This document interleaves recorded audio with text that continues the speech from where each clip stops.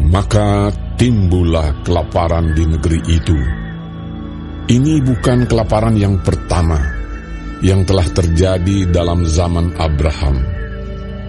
Sebab itu Ishak pergi ke Gerar kepada Abimelek, raja orang Filistin. Lalu Tuhan menampakkan diri kepadanya serta berfirman, "Janganlah pergi ke Mesir, diamlah di negeri yang akan kukatakan kepadamu. Tinggallah di negeri ini sebagai orang asing, maka aku akan menyertai engkau dan memberkati engkau. Sebab kepadamulah dan kepada keturunanmu akan kuberikan seluruh negeri ini, dan aku akan menepati sumpah yang telah kuikrarkan kepada Abraham, ayahmu. Aku akan membuat banyak keturunanmu seperti bintang di langit. Aku akan memberikan kepada keturunanmu seluruh negeri ini, dan oleh keturunanmu semua bangsa di bumi akan mendapat berkat, karena Abraham telah mendengarkan firman-Ku dan memelihara kewajibannya kepadaku, yaitu segala perintah, ketetapan, dan hukum-Ku." Jadi tinggallah Ishak di Gerar. Ketika orang-orang di tempat itu bertanya tentang istrinya, berkatalah ia, "Dia saudaraku." Sebab ia takut mengatakan, "Iya, istriku."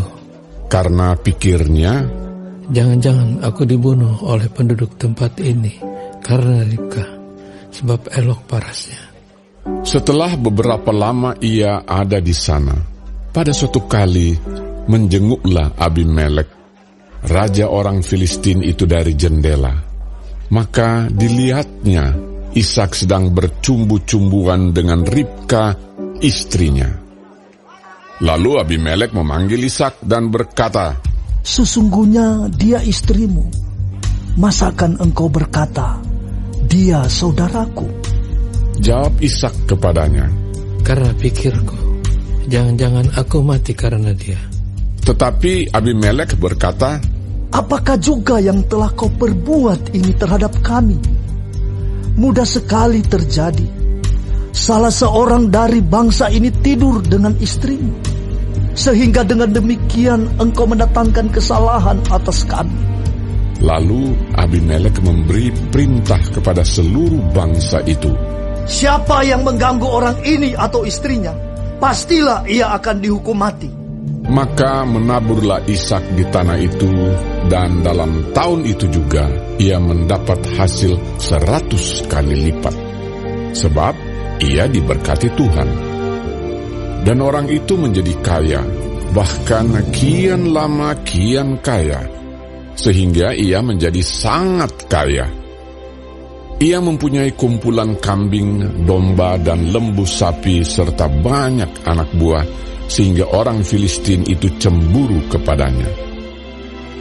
Segala sumur yang digali dalam zaman Abraham, ayahnya, oleh hamba-hamba ayahnya itu, telah ditutup oleh orang Filistin dan ditimbun dengan tanah. Lalu kata Abimelek kepada Ishak, "Pergilah dari tengah-tengah kami, sebab engkau telah menjadi jauh lebih berkuasa daripada kami."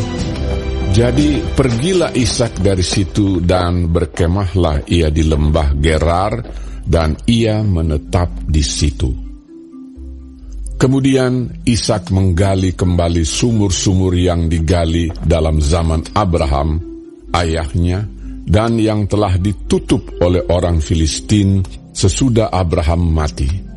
Disebutkannya lah nama sumur-sumur itu menurut nama-nama yang telah diberikan oleh ayahnya. Ketika hamba-hamba Ishak menggali di lembah itu, mereka mendapati di situ mata air yang berbual-bual airnya. Lalu bertengkarlah para gembala Gerar dengan para gembala Ishak. Kata mereka, "Air ini kepunyaan kami. Dan Ishak menamai sumur itu Esek, karena mereka bertengkar dengan dia di sana. Kemudian mereka menggali sumur lain, dan mereka bertengkar juga tentang itu. Maka Ishak menamai sumur itu Sitna. Ia pindah dari situ dan menggali sumur yang lain lagi. Tetapi tentang sumur ini, mereka tidak bertengkar. Sumur ini dinamainya Rehobot, dan ia berkata, sekarang Tuhan telah memberikan kelonggaran kepada kita, sehingga kita dapat beranak cucu di negeri ini. Dari situ ia pergi ke Beersheba. Lalu pada malam itu Tuhan menampakkan diri kepadanya serta berfirman, Akulah Allah ayahmu Abraham. Janganlah takut, sebab aku menyertai engkau. Aku akan memberkati engkau dan membuat banyak keturunanmu karena Abraham, hamba-Ku itu. Sesudah itu, Ishak mendirikan mezbah di situ dan memanggil nama Tuhan. Ia memasang kemahnya di situ, lalu hamba-hambanya menggali sumur di situ. Datanglah Abimelek dari Gerar mendapatkannya, bersama-sama dengan Ahuzat, sahabatnya, dan Pikhol, kepala pasukannya. Tetapi kata Ishak kepada mereka, mengapa kamu datang mendapatkan aku? Bukankah kamu benci kepadaku dan telah menyuruh aku keluar dari tanahmu? Jawab mereka, kami telah melihat sendiri bahwa Tuhan menyertai engkau. Sebab itu kami berkata, baiklah, kita mengadakan sumpah setia antara kami dan engkau. Dan baiklah kami mengikat perjanjian dengan engkau, bahwa engkau tidak akan berbuat jahat kepada kami, seperti kami tidak mengganggu engkau, dan seperti kami semata-mata berbuat baik kepadamu, dan membiarkan engkau pergi dengan damai. Bukankah engkau sekarang yang diberkati Tuhan? Kemudian Ishak mengadakan perjamuan bagi mereka, lalu mereka makan dan minum. Keesokan harinya, pagi-pagi bersumpah-sumpahanlah mereka. Kemudian Ishak melepas mereka, dan mereka meninggalkan dia dengan damai.